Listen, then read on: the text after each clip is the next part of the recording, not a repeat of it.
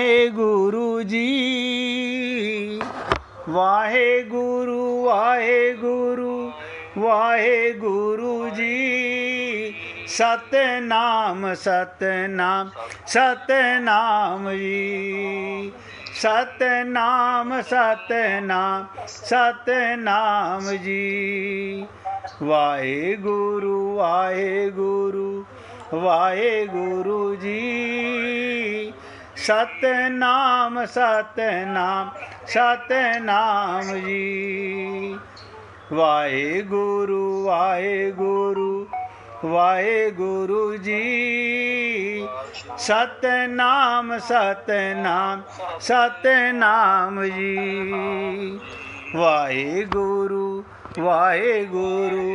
वाहे गुरु जी सतनाम सतनाम सतनाम जी। हे पुण्य आत्माओं, बहुत ध्यान से सुनो।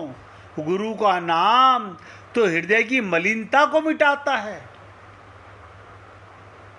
नाम लेते ही मुसलसल बह चले अश्कों की धार। प्रेम की आंधी, प्रेम का तूफान बरसना चाहिए, लेकिन हम नाम लेते हैं, कोई फर्क नहीं पड़ता, क्योंकि हमें नाम की कीमत का पता नहीं है। जिस भगवान के नाम से हमें आत्मज्ञान नहीं हुआ, हमें आनंद की लहर नहीं मिली, इसका मतलब हमने आत्मा तक वो नाम पहुंचाया ही नहीं है। आत्म प्रकाश, नाम तो प्रकाश है। शरीर में प्रकाश नहीं, शरीर तो मुर्दा है। आत्मा में प्रकाश, मन में प्रकाश, बुद्धि में प्रकाश, चित्त में प्रकाश कि मैं भगवान का अंश हूं।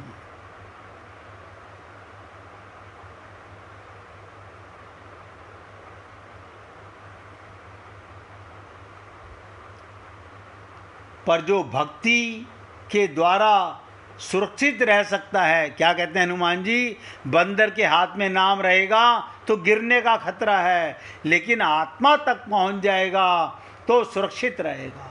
आप भी यदि ध्यान दो, संकट में भगवान का नाम का आश्रय छोड़ दो। अक्सर ऐसा ही होता है, जब संकट आता है, परीक्षा होती है हम लोगों की, हम तुरंत अरे खूब करके देख लिया, खूब नाम जप लिया, कुछ नहीं हुआ। आप बताइए, हम भगवान के नाम से, प्रकाश से ज़्यादा पैसे की कीमत, अपने बुद्धि के ज्ञान की कीमत समझते हैं। और मैं आप सबसे निवेदन कर रहा हूँ, अगर हम भी संकट में भगवान का आश्रय छोड़ दें, अन्य नाम का आश्रय लेने लगें, परिवार का आश्रय, धन का आश्रय, रिश्तेदार का आश्रय लेने लगें, तो फिर जीवन के मन में विश्वास कैसे रह जाएगा।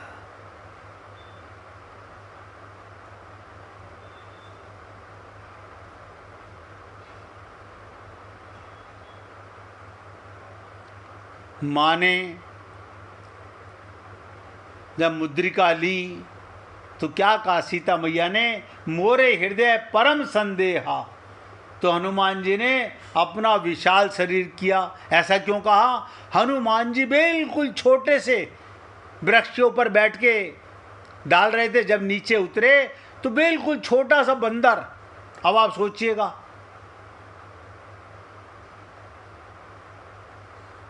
तो संदेह हुआ। आप और हम लोग भी क्या सोचते हैं, हाँ जिन गुरुजी से हमने नाम दीक्षा लिए वो पता नहीं इतने बड़े हैं कि नहीं हैं, हम समझ ही नहीं पाते। अरे राम का नाम तो वही है, कृष्ण का नाम तो वही है। आप जगत गुरु से लो या किसी छोटे से लो, लेकिन बुद्धि हमारी संकीर्ण है। बड़े डॉक्टर की दवा और छोटे डॉक्टर की दवा वही है, लेकिन बुद्धि में। अब आप बताइए, अगर हम बुद्धि से भगवान को पकड़ना चाहें, संत को जानना चाहें, तो कैसे जानेंगे? तो जैसे ही सीता जी ने कहा, मोरे हृदय परम संदेहा। तो हनुमान जी ने अपना विशाल शरीर प्रकट करके दिखाया। सुनी कपि प्रकट कीन निज देहा। इस बार माँ ने जब पूछा कि पहले तो तुम नन्हे से दिखाई दे रहे थे और अब इतने बड़े दिखाई दे रहे हो, तो तुम्हारा असली रूप कौन सा है? अब ध्यान से सुनिएगा, ये चर्चा हो रही है सीता के और हनुमान जी के बीच में। हनुमान जी ने जैसे ही अपना विशाल रूप दिखाया तो सीता जी ने पूछा, तुम्हारा असली रूप कौन सा है? तो हनुमान जी कहते हैं, मेरा असली रूप तो वही पहले वाला है, क्योंकि हम तो अंश हैं परमात्मा के, ईश्वर अंश जीव अविनाशी। माँ जब पुनः पूछती है कि तुम ऐसे बदल कैसे गए, आप सोचिएगा। हम तो रामचरितमानस पढ़ते हैं तो कभी सोचते हैं क्या लिखा हुआ है?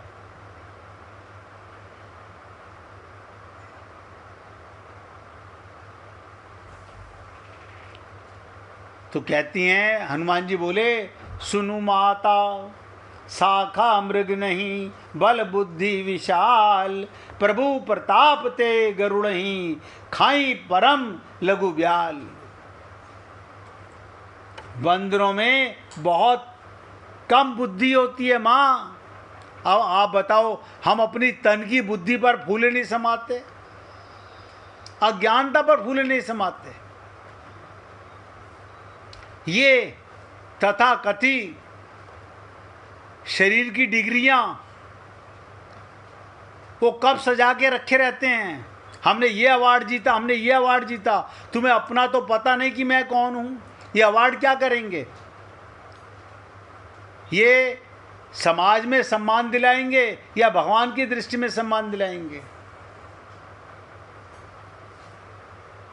तो हनुमान जी कहते हैं, माँ बंदरों में, शरीर में जो अपने को शरीर मानता है उसमें बल बुद्धि नहीं होती, परंतु प्रभु के प्रताप से बहुत छोटा सर्प भी गरुड़ को खा सकता है।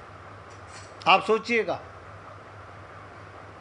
भगवान के प्रताप से मैंने कोई काम नहीं किया। ये जो आपको मैंने अपना रूप दिखाया, ये भी राम की कृपा है। मैं तो आपको बस यही बताना चाहता था, आपके प्रभु का प्रताप इतना बड़ा है। एक नन्हा सा बंदर लंका में अकेला चला आया और अभी इतना बड़ा बन गया, ये राम की कृपा है। संतों के पास किसका बल होता है? वही बल आप और हम सबके पास है। जो संत के पास है वही बल हमारे पास है। बस फर्क क्या है, उनको उस बल का ज्ञान हो गया, हमें इस बल का ज्ञान नहीं है। हमें शरीर का ज्ञान है, हमें देहाभिमान है, अपने को देह मानते हैं। तो क्या कहते हैं हनुमान जी, आप संशय मत कीजिए और अंतःकरण में बैठे अविश्वास को दूर कर डालिए। अब आपको बहुत ध्यान से समझिएगा, अगर आप और हम लोग, पहली बात तो किसी संत की शरण जाते नहीं। क्यों? हम अपनी बुद्धि से संत को पकड़ना चाहते हैं। शरणागत होकर के संत समझ आता है।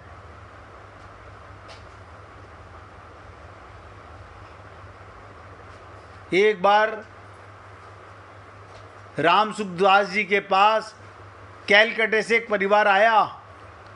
बोले, महाराज जी हम 30 साल से आपसे सत्संग सुन रहे हैं, लेकिन अभी तक हमको कोई गुरु नहीं मिला जिसे हम गुरु बना लें। बोले, कभी मिलेगा भी नहीं। अब बताओ, राम सुखदास जी कैसे कहेंगे मुझे गुरु बना लो?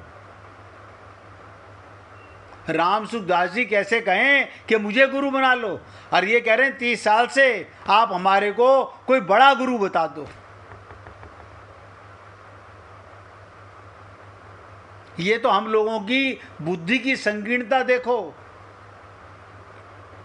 हम समझ ही नहीं पाएंगे क्योंकि हम बुद्धि से सत्य का पैमाना पकड़ना चाहते हैं। और हनुमान जी कहते हैं एक नन्हा सा बंदर लंका में अकेला चलाया और अभी इतना बड़ा बन गया, तो हे माँ आप संशय मत करना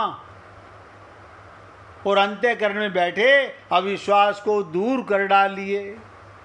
आप और हम लोगों के मन में, अभी मैं बता के चुका हूँ, जब संत मिलन हो जाए तब इतना समझ लेना, अब हरि से मिलन होगा। अच्छा हाँ, संत क्या करता है? ऐसा क्या करता है संत? क्या आपके अज्ञान को मिटाता है। आत्मा तो आप हो, संत आत्मा बनाता नहीं है। एक एक शब्द ध्यान देना, संत कोई आत्मा नहीं बना सकता, आत्मा तो आप हो।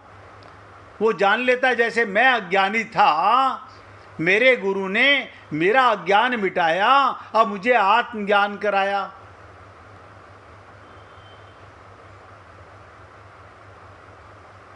जैसे हीरा पड़ा बाजार में लिए धूल लिपटाए, अब परखी कोई आए तो तुरंत उठा लेता है।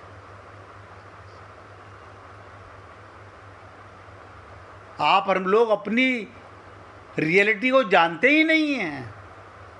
ताज्जुब तो इस बात का है कि इतना सत्संग सुनने के बाद भी हमें अपना पता नहीं चल रहा कि मैं कौन हूं। और हनुमान जी कहते हैं मां संशय मत करो और अंतःकरण में बैठे अविश्वास को दूर कर डालिए। और आप और हम लोगों के मन में संशय खत्म ही नहीं होता,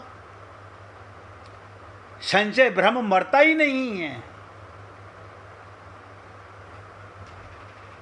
अब देखिएगा सीता जी, मैंने कल भी आपसे निवेदन किया था कि सीता जी का राम से वियोग क्यों हुआ। उन्होंने संत पर शंका की। आप कहेंगे संत पर सीता जी ने शंका की? रामचरितमानस में आप लोगों ने पढ़ा लेकिन ध्यान नहीं है। हम लोग क्या करते हैं, हाँ सत्संग तो हम रोज सुनते हैं, हमने गुरुजी तो अपना रखे हैं, लेकिन हमारे मन में ये शंका है, संशय है। यही संशय सीता जी ने किया, रावण ने चुरा लिया, माया ने चुरा लिया। आप कहेंगे कैसे? सीता जी ने किस पर संशय किया? लक्ष्मण जी। लक्ष्मण जी कौन है? जैसे हनुमान जी वैराग्यवान हैं, ऐसे ही लक्ष्मण जी भी वैराग्यवान हैं, वो भी संत के समान हैं। लक्ष्मण जी के संशय हुआ, सीता जी के जीवन में हरण की जो प्रक्रिया हुई वो हनुमान जी के प्रति विश्वास से अब उलटने वाली है। आप कहेंगे कब संशय किया? छोटा सा प्रसंग बता देता हूं।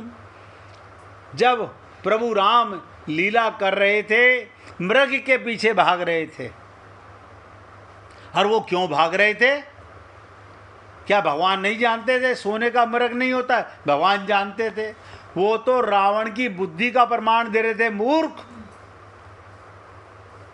तू मेरी परीक्षा लेने आ रहा है तो ये नहीं जानता कि भगवान तेरे मन की भी जानते होंगे। तो मैं भी एक सोने के हिरण के पीछे भाग रहा हूं ताकि तू कभी समझ ही ना पाए कि मैं भगवान हूं, राम हूं। और उसी समय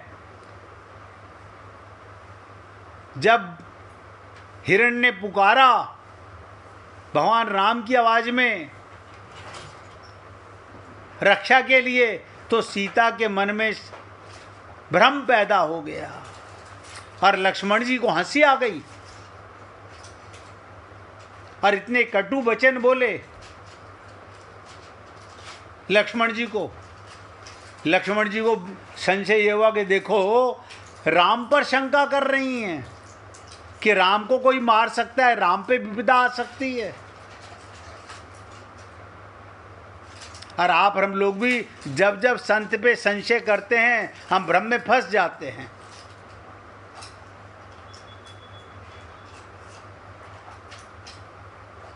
तो जो संशय लक्ष्मण के प्रति हुआ वो हनुमान जी के प्रति विश्वास से अब उलटने लगा। फलस्वरूप माँ गदगद हो गई और उन्होंने प्रसन्न हो हनुमान जी को आशीर्वाद देते हुए कहा, हो तात बलशील निधाना। एक आशीर्वाद होता है सामान्य जो प्रत्येक माँ अपने बच्चे को दिया करती है। भले ही बच्चा अपनी माँ से अधिक पढ़ा लिखा हो, ध्यान दो, फिर भी माँ उसे आशीर्वाद देते हुए कहती है तुम बुद्धिमान बनो। फिर हनुमान जी को विलक्षण ज्ञानी थे, ऐसे कि जिनसे प्रभु कहते हैं कि तुम सीता जी को समझाना। तब वो सीता जी के पास जाते हैं और वो क्या कहती हैं, तात शक्रसुत कथा सुनाए बान प्रताप प्रभु ही समझाई। हनुमान जी तुम प्रभु को समझाना। ऐसे प्रभु को जगत जननी दोनों को समझाने वाले हनुमान जी को माँ आशीर्वाद देती है। यानी सीता को भी समझा रहे हैं और सीता जी कहती हैं राम को भी समझाना। और क्या आशीष दिया था सीता जी ने हनुमान जी को, आशीष दीने राम प्रिय जाना, हो तात बल शील निधाना, अजर अमर गुण निधि सुत हो। और अंत में प्रसन्न होकर कहती हैं करऊ बहुत रघु नायक छो। सीता जी की कृपा से राम प्रेम मिलता है। अब आप सोचिएगा, अब आप हम लोग समझ ही नहीं पाते इन चीजों को।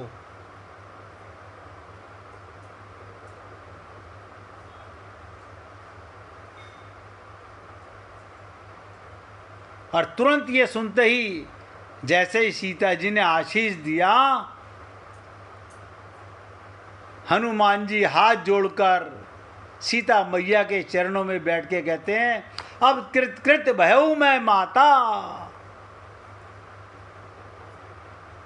माँ अब सचमुच मैं कृतार्थ हो गया। प्रभु ने मुझसे सारे संसार की सेवा करने की बात कही थी।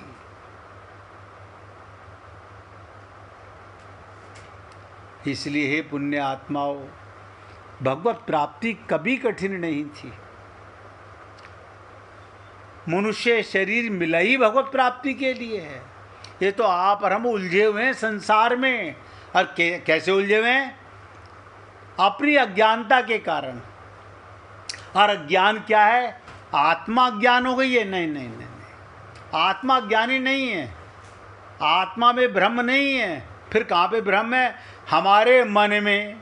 हमारा बिगड़ा हुआ कौन सा पुर्जा है?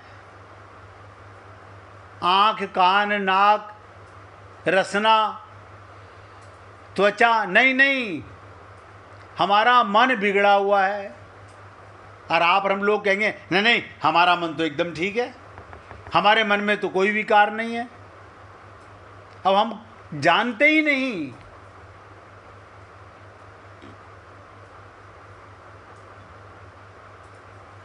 और ये सुधरेगा कैसे?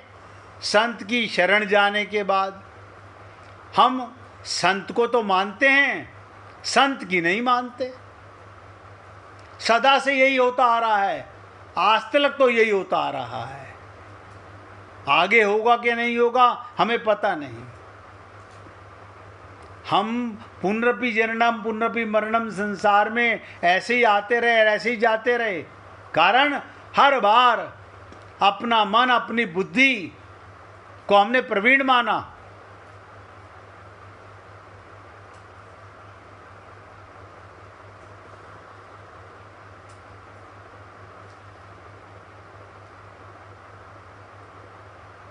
अपनी बुद्धि को प्रवीण माना।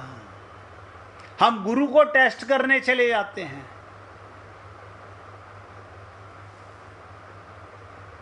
इसलिए हे पुण्य आत्माओं, अपना पता नहीं तो परमात्मा का पता लगेगा कैसे। हमारा परिचय, हमारे गुरु, चाहे माता गुरु हो, चाहे पिता गुरु हो, या कोई तीसरा गुरु हमारे जीवन में आए जो हमको हमसे परिचित करा दे। नहीं तो रामचरित पढ़ने का क्या लाभ। ईश्वर अंश जीव अविनाशी, चेतन अमल सहज सुख राशि, फिर हम दुखी हैं। यानी रामचरित मानस पढ़ के भी हम दुखी हैं, दुख नहीं मिट रहा, बार बार पढ़ रहे हैं। एक बार पढ़ लो ना।